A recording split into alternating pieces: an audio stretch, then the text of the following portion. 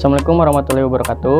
Perkenalkan, nama saya Amarudin dengan NIM 23060168. Baik, di video kali ini saya akan memenuhi salah satu tugas UTS di mata kuliah telaah kurikulum, yaitu tugasnya mewawancarai salah satu pendidik di sekolah dasar terkait kurikulum yang telah diterapkan di sekolah dasar tersebut. Mari langsung saja kita mewawancarai narasumbernya. Assalamualaikum warahmatullahi wabarakatuh. Waalaikumsalam warahmatullahi taala wabarakatuh. Selamat siang Bapak. Siang. Sebelumnya saya ucapkan terima kasih karena Bapak telah bersedia ataupun telah meluangkan waktunya untuk diwawancarai oleh saya sebagai narasumber. Tujuan dari wawancara ini adalah saya ingin mengetahui kurikulum apa yang sedang diterapkan di sekolah Bapak. Sebelum memulai wawancara, boleh diperkenalkan dulu nama Bapak siapa dan status Bapak di sekolah sebagai apa? Baik. Izin memperkenalkan diri, nama saya Almi Agung Irisandi. Di sini status saya sebagai guru, tepatnya sebagai guru kelas 3. Dan di sini juga kebetulan saya merangkap pekerjaan sebagai operator sekolah gitu kan. Jadi di balik itu juga membantu tugas dari kepala sekolah, mulai dari penyusunan kurikulum, administrasi lainnya. Iya, baik. Terkait tadi yang sudah dijelaskan oleh Bapak, sebelumnya saya izin ya langsung saja mewawancarai Bapak. Iya, baik. Nah, Bapak, jadi kurikulum apa yang diterapkan di sekolah Bapak pada saat ini? Jadi untuk kurikulum yang kita terapkan di SDN 1 Ciraja ini khususnya yang sudah diterapkan itu sampai sekarang yaitu kurikulum Merdeka. Nah, pengimplementasiannya itu sendiri kita pemberlakuannya secara bertahap. Oke. Jadi mulai dari 2022 itu ya penggunaannya diimplementasikan di kelas 1 sampai kelas 1 dan kelas 4.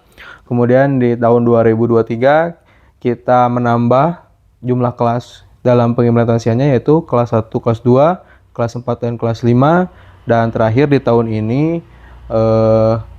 ini keseluruhan semuanya sudah menggunakan kurikulum Merdeka. Oke. Jadi secara kurikulum mungkin sebelumnya belum merata, tetapi untuk saat ini Udah, ya. Oke. Jadi untuk pengimplementasiannya itu secara bertahap gitu. Ya. Jadi tidak semuanya langsung. Kemudian bagaimana pelaksanaan pembelajaran di kelas dengan menggunakan kurikulum Merdeka yang saat ini diterapkan di sekolah Bapak? Untuk strukturnya mungkin ya. Ya. Kalau untuk strukturnya sendiri ya kita juga melaksanakan terdiri dari intrakurikuler. Kalau dulu kita ada proyek P5 gitu yang terdiri dari beberapa kegiatan gelar karya gitu. Okay. Lalu kalau untuk tahun sekarang kita ada yang namanya kurikuler gitu. Jadi pada intinya pengimplementasian kurikulum mereka ini adalah untuk memberikan suatu karya, membuat anak didik supaya bisa membuat suatu karya. Jadi guru itu diberi kebebasan lah pada intinya untuk menyusun modul ajar yang mereka implementasikan dengan kebutuhan dari siswa itu sendiri. Oke. Kemudian bagaimana bentuk asesmen atau penilaian yang digunakan di sekolah Bapak terkait kurikulum Merdeka? Untuk dari asesmen sendiri tentunya yang pertama kita melakukan penilaian secara diagnostik. Okay. Kemudian dilanjut dengan formatif dan terakhir outputnya di sumatif. Jadi pada asesmen ini kita tidak hanya menilai dari hasil akhir belajarnya saja, tetapi juga kita melakukan diagnosis awal dulu gitu seperti apa. Kemudian dalam suatu pembelajaran kita memperlakukan asesmen formatif setiap siswa menerima pembelajaran. Tentunya dalam pembelajaran yang kita lakukan ini, tentu yang kita laksanakan ini adalah berpusat kepada siswa agar siswa mampu terlihat berperan aktif gitu dalam pembelajaran serta mampu berpikir lebih kritis. Okay. Seperti itu. Kemudian apakah kurikulum Merdeka ini yang sudah diterapkan di sekolah Bapak ini dikaitkan dengan muatan lokal ataupun budaya di sekolah? Ya, tentu.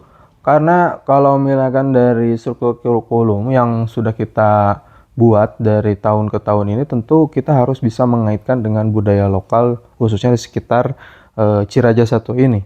Karena memang salah satu dari syarat kurikulum itu adalah mampu membiasakan, jadi menurunkan gitu secara turun-temurun budaya-budaya yang sudah dititipkan daripada para leluhur yang diimplementasikan di dalam sekolah. Salah satunya yaitu seperti gotong royong, terus menjaga kebersihan, serta juga ada namanya permainan-permainan tradisional. Oh, jadi dimasukkan permainan Ya, tradisional itu karena memang itu salah satu warisan kan. Iya. Karena warisan itu wajib kita lestarikan dan dijaga gitu. Jangan sampai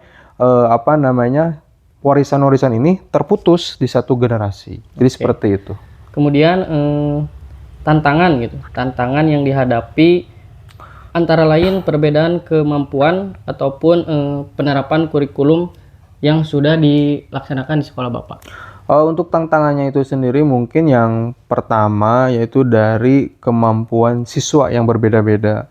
Jadi di situ adalah tantangan bagi guru untuk bisa menyesuaikan dari segi kebutuhan dan kemampuan siswa gitu yang beragam gitu. Jadi guru pokoknya harus bisa menyesuaikan lah gitu. Jadi intinya harus ada diferensiasi gitu ya. Jadi setiap pembelajaran itu. Jadi guru tidak bisa menerapkan satu model pembelajaran untuk seluruh siswa karena dalam segi pembelajaran itu sendiri tentu siswa akan bervariatif cara dia memahami suatu pembelajaran yang diberikan oleh guru. Lalu kemudian juga dari keterbatasan sarana prasarana. Nah, tentu juga dari sarana prasarana itu kira masih merasa kekurangan karena untuk dari segi contohnya seperti Infocus saja. Kebanyakan kan guru-guru itu anak-anak itu lebih suka belajar itu berbasis gambar, permainan gitu. Nah, itu kita kekurangan fasilitas seperti itu. Mungkin kedepannya mudah-mudahan ada perhatian khusus dari pemerintah. Dan setelah itu juga kita ada beberapa guru juga yang belum bisa mengaplikasikan atau menggunakan sarana yang sudah ada gitu. Nah, solusinya, tapi kita punya solusi, yaitu solusinya itu kita membuat suatu kelompok belajar di mana ruang itu atau forum tersebut itu khusus untuk sharing para guru untuk bisa saling berbagi kemampuan yang mereka miliki khususnya kepada yang belum memiliki kemampuan terutama dalam penggunaan sarana prasarana. Oke, baik. Mungkin ini akan menjadi pertanyaan terakhir saya, Pak. Menurut Bapak gitu, apa dampak penerapan kurikulum merdeka terhadap siswa? Kalau dampaknya sungguh bervariatif ya. Jadi yang tentunya yang kita terlihat itu adalah dampak dari penerapan ini siswa menjadi lebih aktif, tentunya juga kreatif, juga mampu berinovasi serta percaya diri ya. Salah satunya outputnya itu kan kita di sini setiap 3 bulan sekali mengadakan gelar karya kalau misalnya gelar karya. Jadi itu di situ dalam event itu kita memberikan ruang bagi para siswa yang mempunyai kreativitas dari hasil belajar mereka selama belajar dalam 3 bulan tersebut gitu. Jadi 3 bulan belajar, memahami gitu, membuat karya nanti digelarkan atau dipamerkan dalam suatu karya dalam 1 semester itu 2 kali. Oke. Ya seperti itu. Baik, Bapak mungkin sudah selesai wawancara saya bersama Bapak. Saya ucapkan terima kasih sebesar-besarnya kepada Bapak yang sudah meluangkan waktunya untuk menjadi narasumber terkait tugas UTS di mata kuliah telah kurikulum. Mudah-mudahan apa yang Bapak sampaikan ini menjadi sebuah pembelajaran untuk saya ataupun sebuah informasi untuk saya sebagai calon guru di masa depan. Ya, mudah-mudahan lancar ke depannya. Amin. Baik, itulah wawancara saya bersama narasumber. Beliau ini merupakan salah satu pendidik di sekolah SDN 1 Ciraja. Mungkin cukup sekian video dari saya. Wabillahi taufiq wal hidayah. Wassalamualaikum warahmatullahi wabarakatuh.